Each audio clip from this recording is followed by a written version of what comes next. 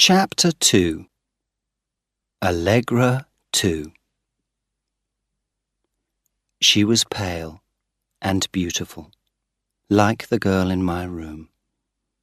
But this was a different girl. This Allegra had long black hair, and her eyes were brown. "Hello," she said. Was it the same voice? It was soft and sweet, but I wasn't sure. "This is Adrian," said Chiara.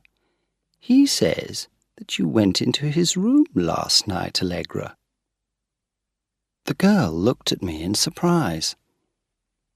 "No, Mummy, I wasn't in his room." She spoke English beautifully, but she couldn't say the letter R. "You see, she doesn't remember," Chiara said to me. "I think that she was walking in her sleep again."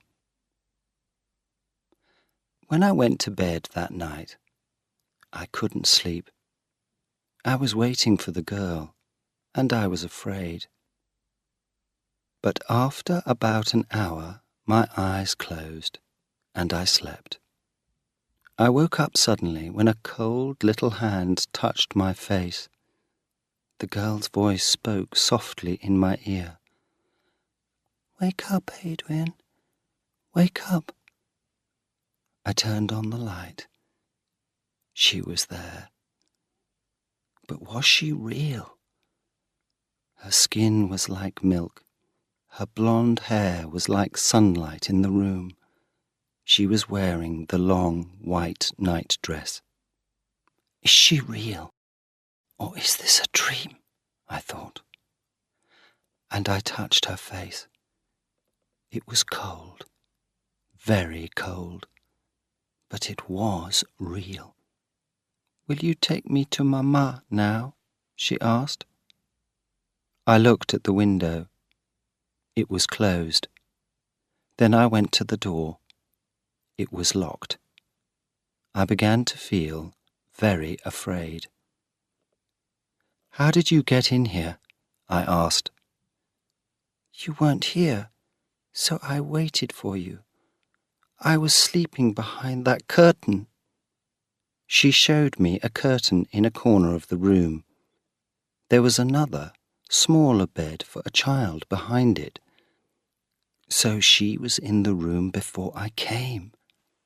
But where did she come from? And who was her mother? "Okay, I'll take you to your mother," I said. "Where is she?" Suddenly, the girl began to speak in Italian. "She's at Bagno Awipoli, near Florence." "But we can't go to Florence tonight," I said. I could understand Italian, but I spoke in English. "You must take me," Allegra said angrily, speaking in English again. "I want to see my mama tonight. I want to see her before I die." Then she began to cry. Die? What did she mean? "Why do you say that?" I said in surprise. "You're not going to die." "Yes, I am. I know. Papa didn't like Mama, and he took me away from her. I didn't see her for a long time. I wanted to see her, and she wanted to see me too. Oh, I must see her before I die." Again, I couldn't understand why she spoke in the past. I really couldn't understand anything. Was this all a little girl's fantasy?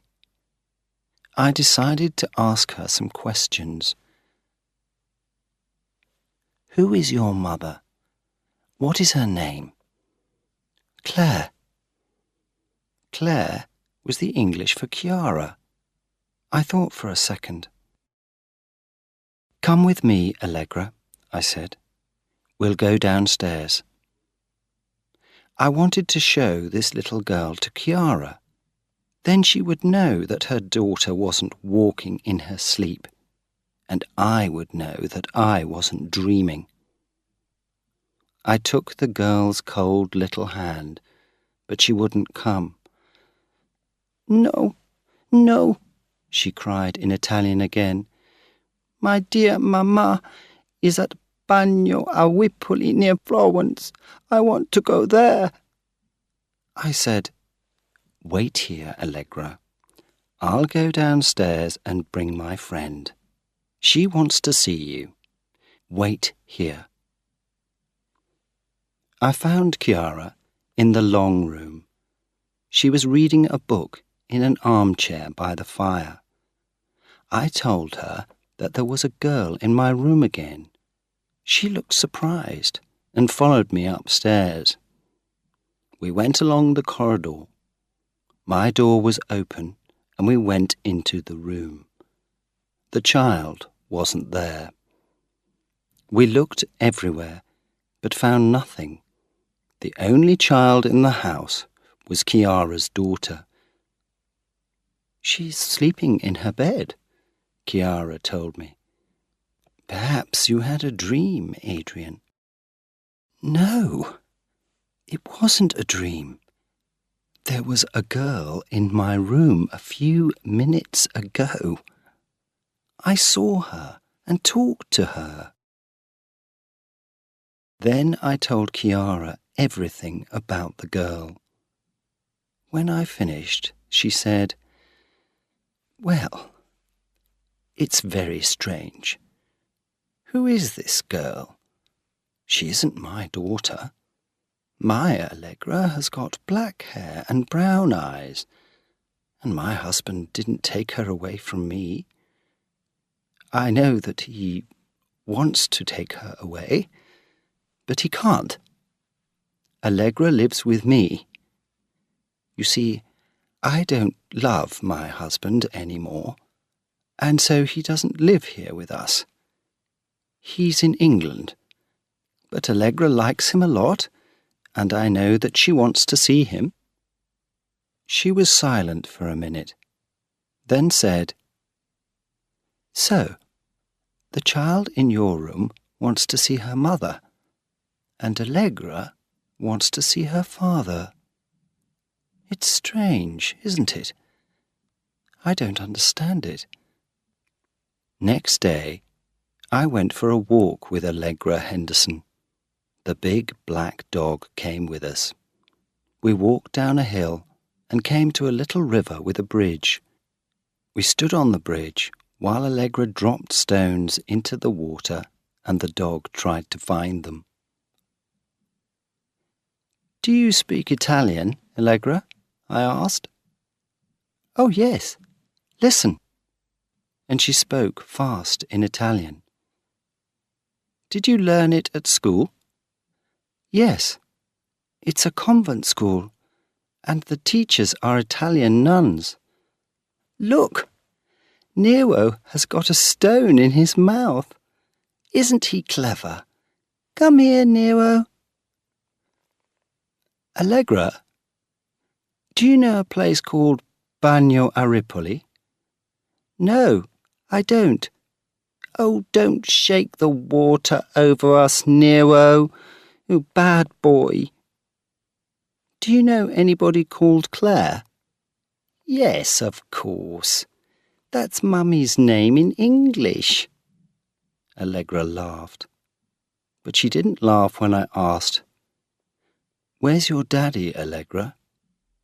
She didn't answer me. "You're a bad boy, Nero," she said angrily. "Give me that stone." I asked her the question again. This time she answered, "Mummy says he's in England." Was she sad or angry? I didn't know. "Do you want to see him?" "Yes," she said. And I saw that she was unhappy. She didn't want to talk about it. "Why can't you see him?" I asked. "Because Mummy says that he wants to take me away from her." Would you like to go away with your daddy? She looked at me for a second. Then suddenly she began to cry. I want to see my daddy, she cried, sad and angry at the same time. I want to see him before I die. Why doesn't he come? And then she ran away. She ran fast up the hill, and Nero ran behind her. My parents liked the villa, so we stayed there for a week. But I wanted to go. I was afraid. Every night, the blonde Allegra came to my room in her long white nightdress and asked me to take her to her mamma. When I said no, she was always very angry with me. And every day I talked and played with the dark-haired Allegra, Chiara's daughter. I liked her a lot, and she liked me. We were good friends. But she was like two different people. Sometimes she spoke to me angrily, like the other Allegra in the night. At other times she was a happy, sweet little girl of 5 again. I often asked her why she thought that she was going to die. She always answered with the same words. I know. I know. During that week's holiday, I began to feel love for Allegra Henderson. But there was the other Allegra who came at night. Who was she? I didn't believe in ghosts, but I was beginning to think that she was a ghost. The day before we left, I wrote some notes. Allegra Henderson, 5 years old, tall, black hair, brown eyes, pale. Speaks English and Italian, but can't say R. Mother's name, Chiara, calls her Mummy. Wants to see her father, who lives in England. Thinks she is going to die. Allegra the ghost, 5 years old, tall, blonde hair, blue eyes, pale. Speaks English and Italian, but can't say R. Mother's name Claire, and lives at Bagno a Ripoli near Florence. Calls her Mamma. Wants to see her mother, but her father says no. Thinks she is going to die. I read these notes lots of times, but they didn't help me. Then I saw that I didn't know anything about the ghost Allegra's father. So I decided to ask her that night, which was our last night at the villa.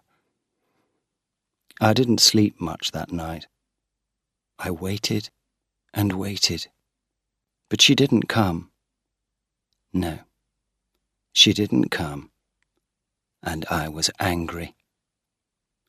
I felt sure that her father was important. Next morning, we said goodbye to the Hendersons. When I said goodbye to Allegra, I felt sad. She was sad too, and she gave me a kiss. I hope that one day you will see your daddy, I said to her. Then you'll be happy. Oh no, she answered in a strange voice. Papa is dead now. He was a famous lord, and he took me away from my mamma, but he's dead now." We were all very surprised. "What are you saying, Allegra?" Chiara said. "Your father isn't a lord, and he isn't dead. What a strange fantasy." But Allegra only smiled, a sad smile. And that was the last time I saw her.